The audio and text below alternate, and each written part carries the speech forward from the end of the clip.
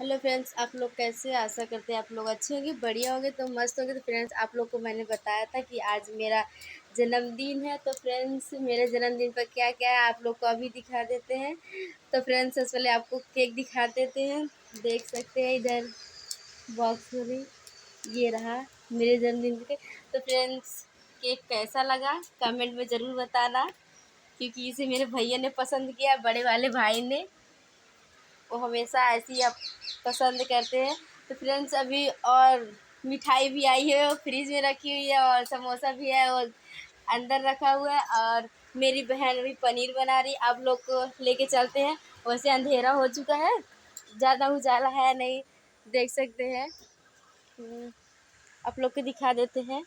मेरी बहन कहाँ गई, देख सकते हैं मेरी बहन पनीर बना रही है।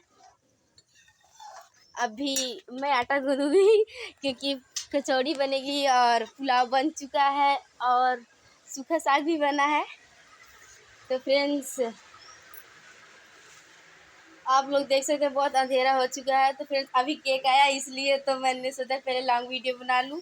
तो फ्रेंड्स, आप लोग को केक कैसा लगा कमेंट में ज़रूर बताना। अभी तो बर्थडे रात को मनाया जाएगा। तो तब तक के लिए बाय बाय। प्लीज़ वीडियो पूरा देखिए, और चैनल, जितने लोग चैनल पर नए हो प्लीज़ चैनल को लाइक शेयर और सब्सक्राइब करना ना भूलें। प्लीज़ वीडियो पूरा देखें।